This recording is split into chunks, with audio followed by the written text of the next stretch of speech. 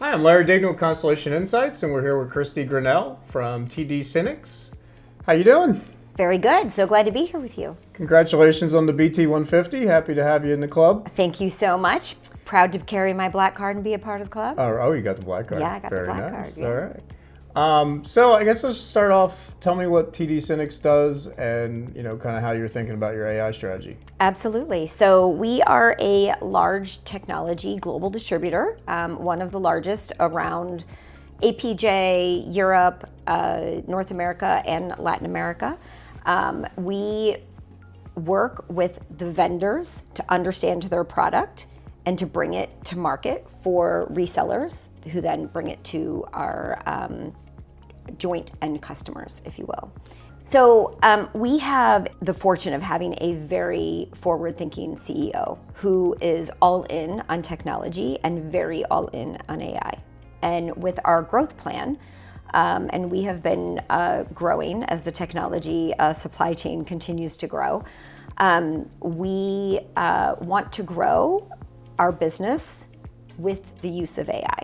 So it will augment our workforce.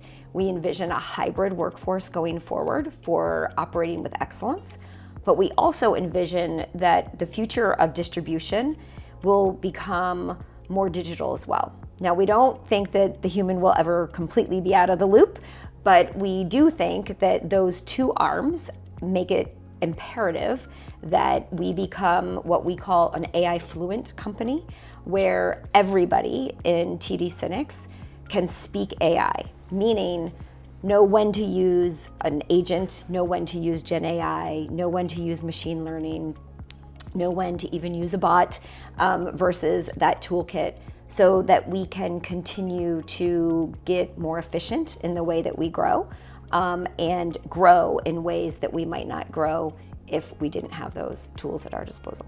So is AI seen as a way to drive revenue growth, or is it more of a productivity thing right now? Because I usually hear one or the other, I don't hear both. No, yes and yes. Okay. We feel it has to be both in order for us to grow.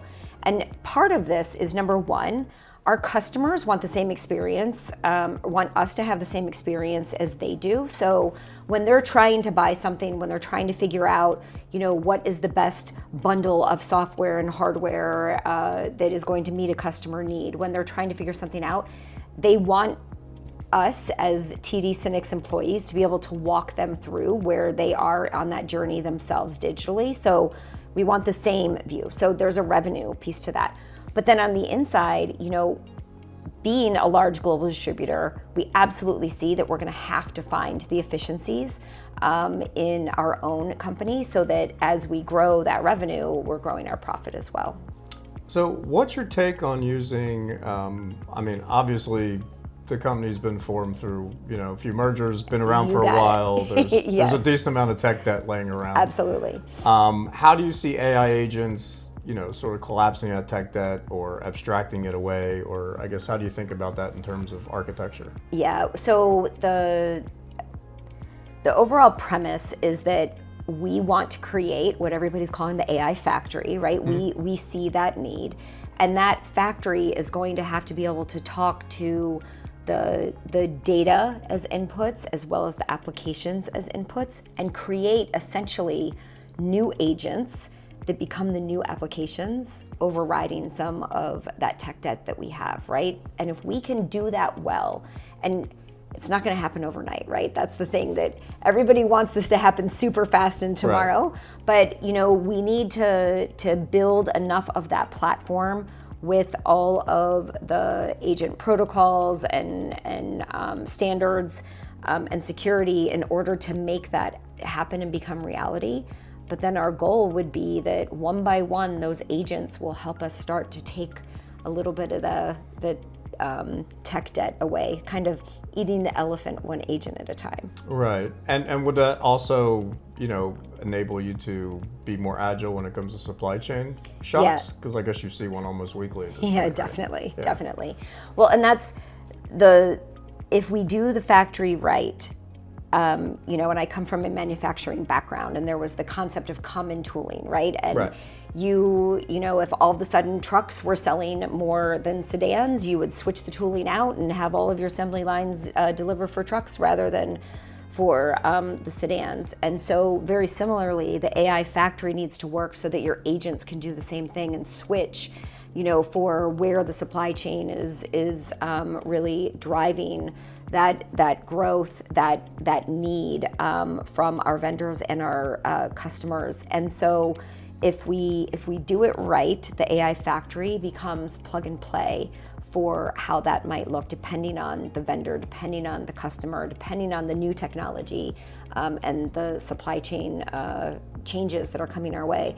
And I mean, our vendors are constantly looking for new ways to innovate and disrupt the supply chain, as are our customers as they try to resell. So we have to become much more agile, and agents and a plug and play agentic factory will help us to be more agile in doing that if we do it right. Is the data work done in terms of what you kind of need to? I mean, there's a lot of data flowing all over the place. Is the data work ever done? No, it's never done. No. Is it done enough, I guess, is the question.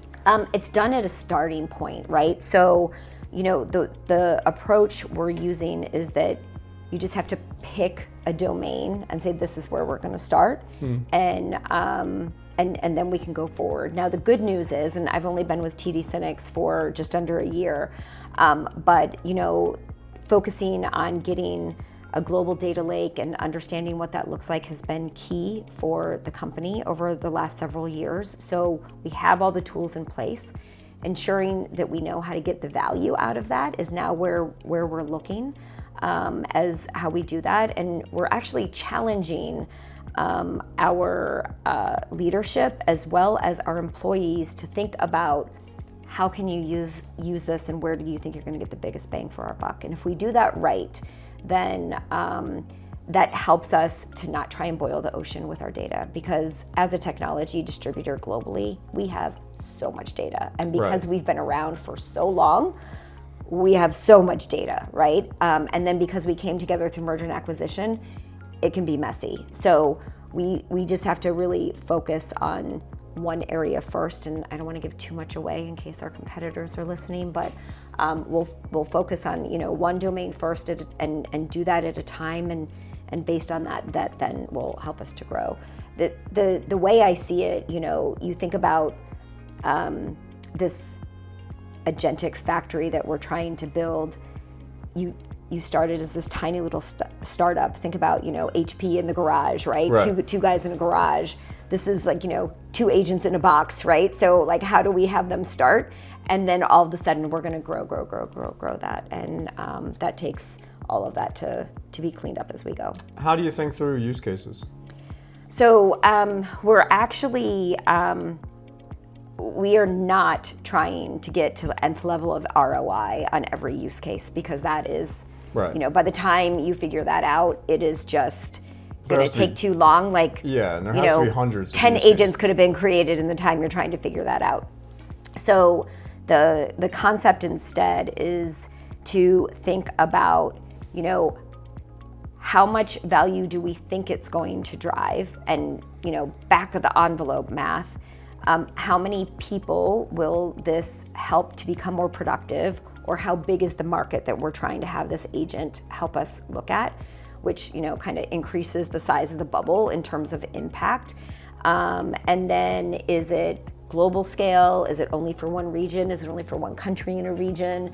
Those things. And so looking at it, just very, crude, rudimentary, where do we see that the value could go?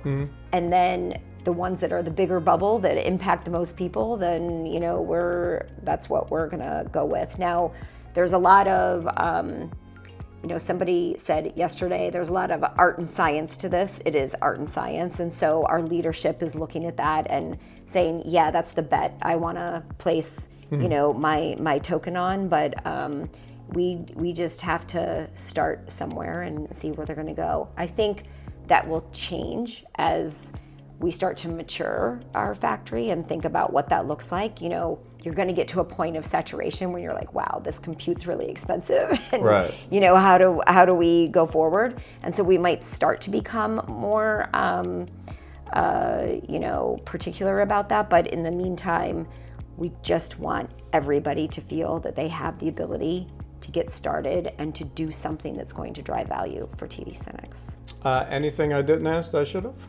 Any final points? I think not asking it is not the point, but I think the key message is that every employee has an opportunity now that they didn't before. Because it used to be that IT was the bottleneck, right? And like, I need IT to go do this for me. And now it's opening it up to everybody.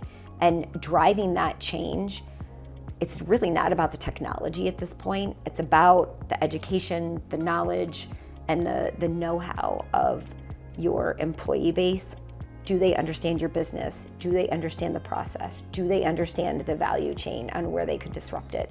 And taking those ideas becomes really key. So for us, this is more the biggest change management exercise we've ever led rather than the biggest IT project we've ever led. All right, thanks for joining us. Absolutely. Good Thank stuff. you, Larry. All right.